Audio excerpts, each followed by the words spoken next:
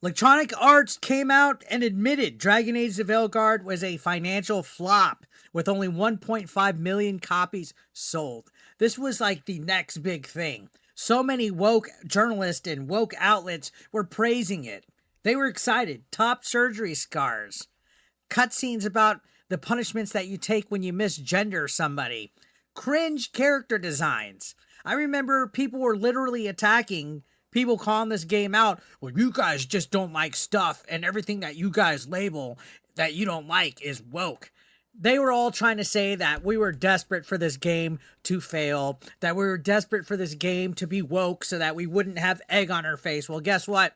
This game failed. 1.5 million copies sold, struggling after months of this game being out is a flop. And guess what? This was 50% lower than Electronic Arts projected. So you got to enjoy it, right? What happens? What have we learned, ladies and gentlemen? If you inject wokeness into your video games, if you try to cater to this modern audience, you're going to have a hard time. You're going to flop. And I would venture to say that this is the last Dragon Age game we're going to see in quite some time. Remember, outlets like IGN ranked this higher than actual good games like Dragon Ball Sparking Zero and other games that were much more better than this. Yeah, Concord, Dustborn, all these games that all these woke shills try to pass off at as video game reviews from outlets like IGN, Polygon, Kotaku, you name it. They've all shown that they have no credibility, and Dragon Age Veilguard is probably one of the biggest flops we've seen in quite some time. So they published preliminary results for their third quarter fiscal year of 2025 over there at EA, and they officially confirmed that BioWare's Dragon Age the Veilguard has not only failed critically, but financially. This is a nail in the coffin for a company that was great at one point. I mean, look at the previous Dragon Age game, Inquisition. Fantastic. Now, Veilguard, they decided, hey, we're going to placate all these woke lunatics out there. We're going to cater to this LGBTQ narrative, and it's going to do great, right? You all saw where it goes. Nobody wants this stuff in their games, despite all these wokies telling you that bitching and complaining about DEI is meaningless and pointless, that it doesn't exist, that there's no woke agenda, and that actual real gamers don't care about this, that you can go out in the street and talk to people about this and they wouldn't care. Bull crap. That is just cope and seething from all these idiots out there that are in gaming.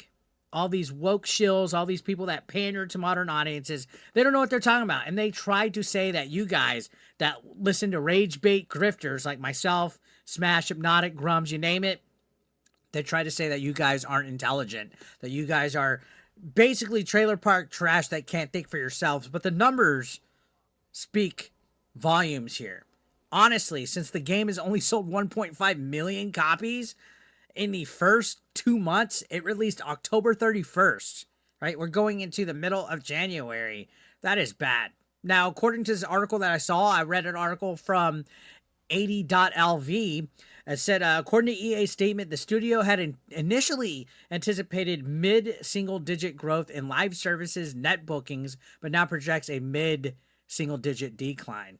That the majority of this change is attributed to EA's global football games, which have seen double-digit net bookings growth for 2 consecutive fiscal years, but experienced a slowdown of early momentum in quarter 3 fiscal year 2025 that failed to carry through to the end. And a huge part of this decline is attributed and further compounded by Veilguard's poor performance. So this game single-handedly stunted their growth, stunted their projections, and that's not good. People get fired for this. People get laid off for this. We've already seen creative directors having to step away. Coring Bush, ring a bell?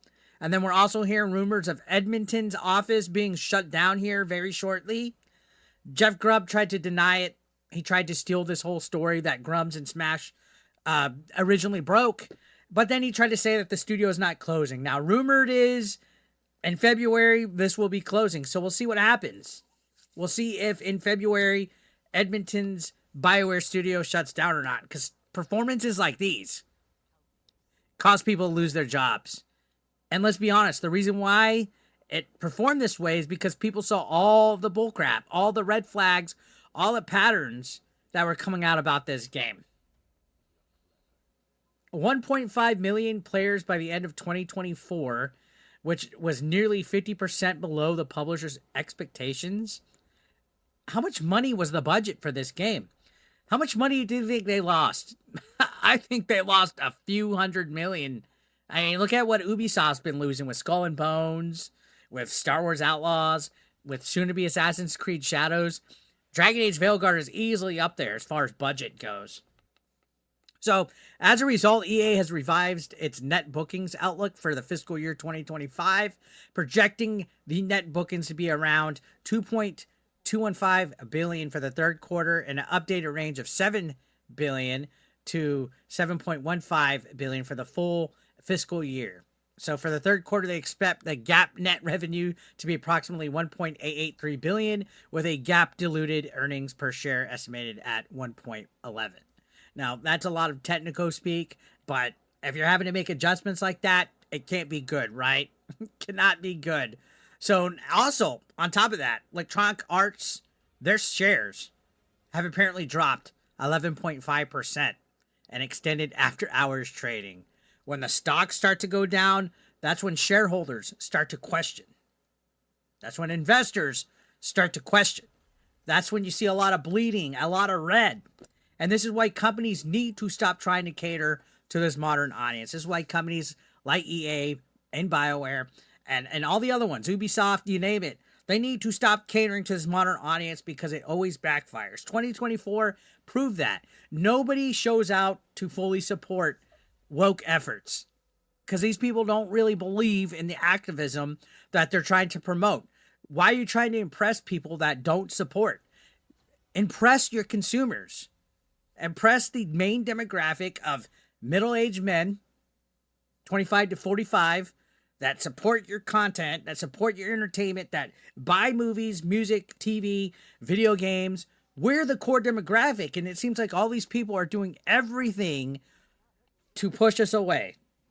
None of us want created characters with top surgery scars or ugly character designs, or video games that are just so off the mark of the original source material that we fell in love with playing throughout the years. Sure, there's a small, minor percentage of people that might want that weird, groomy, mental illness type of stuff in video games, but the main core demographic of gamers don't want that, which is why everything is flopping so bad. And it looks like EA had to learn the hard way with their big game of the year barely cutting it. Barely cutting it. They had to have lost millions of dollars on this. 1.5 million copies sold. So what do you guys think? Let me know in the comments down below. Veilguard.